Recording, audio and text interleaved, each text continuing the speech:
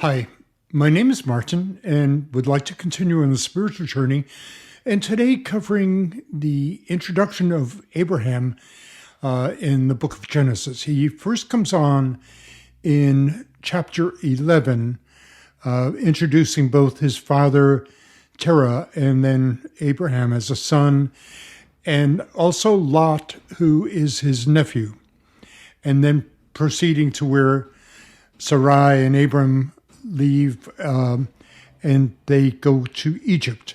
And then ultimately Lot and Abraham separate because they have more livestock than they could possibly handle together. And they also have silver and gold.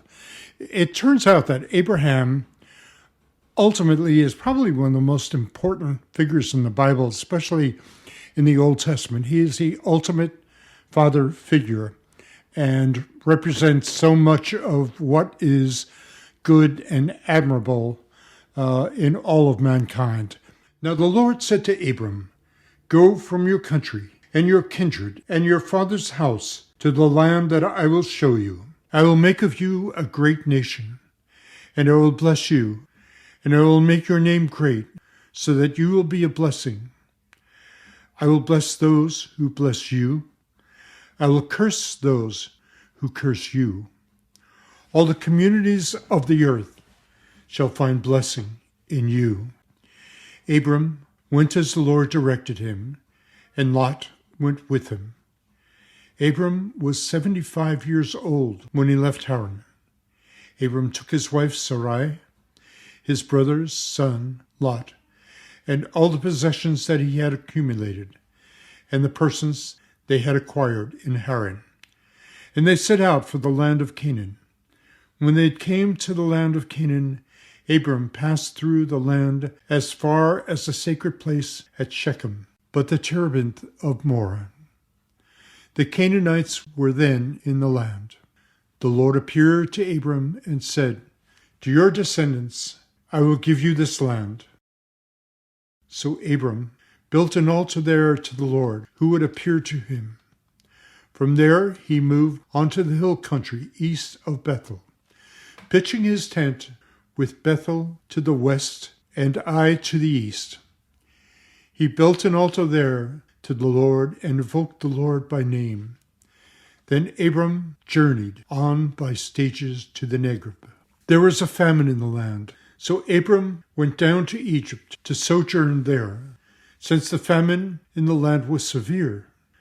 When he was about to enter Egypt, he said to his wife Sarai, "I know well how beautiful a woman you are. When the Egyptians see you, they will say, 'She is his wife.' Then they will kill me, but let you live. Please say, therefore, that you are my sister, so that it may go well with me on your account, and my life may be spared for your sake." When Abram came to Egypt, the Egyptians saw how beautiful the woman was, and when Pharaoh's courtiers saw her, they praised her to Pharaoh. So she was taken into Pharaoh's palace. On her account it went very well with Abram, and he received flocks and herds, male and female slaves, male and female asses and camels. But the Lord struck Pharaoh and his household with severe plagues because of Abram's wife, Sarai. Then Pharaoh summoned Abram and said to him, "How could you do this to me? Why didn't you tell me that she was your wife? Why did you say she is my sister, so that I took her for my wife? Here then is your wife. Take her and be gone." Then Pharaoh gave men orders concerning him, and they sent him on his way with his wife and all that belonged to him. Chapter 13, Abram and Lot part. From Egypt, Abram went up to the Negev with his wife and all that belonged to him, and Lot accompanied him. Now Abram was very rich in livestock, silver, and gold. From the Negev he traveled by stages toward Bethel, to the place between Bethel and Ai, where his tent had formerly stood, the site where he had first built the altar, and there invoked the Lord by name. Lot, who went with Abram, also had flocks and herds and tents, so that the land could not support them if they stayed together. Their possessions were so great that they could not dwell together. There were quarrels between the herdsmen of Abram's livestock and those of Lot's. At this time the Canaanites and the Perizzites were occupying the land. So Abram said to Lot, "Let there be no strife between you and me, or between your herdsmen and mine, for we are kinsmen. Is not the whole land at your disposal? Please separate from me. If you prefer the left, I will go to the right. If you prefer the right, I will go to the left." Lot looked about and saw how well watered the whole Jordan plain was, as far as the Zoar, like the Lord's own garden, or like Egypt.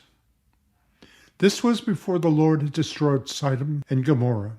Lot chose for himself the whole Jordan plain and set out eastward. Thus they separated from each other. Abram stayed in the land of Canaan, while Lot settled among the cities of the plain, pitching his tents near Sodom. Now the inhabitants of Sodom were very wicked in their sins they committed against the Lord.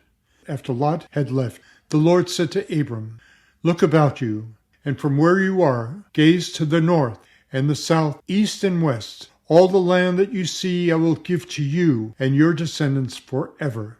I will make your descendants like the dust of the earth. If anyone could count the dust of the earth, your descendants too might be counted. Set forth and walk about in the land through its length and breadth, for to you I will give it." Abram moved his tents and went on to settle near the Cherubim of Mamre, which is at Hebron. There he built an altar to the Lord.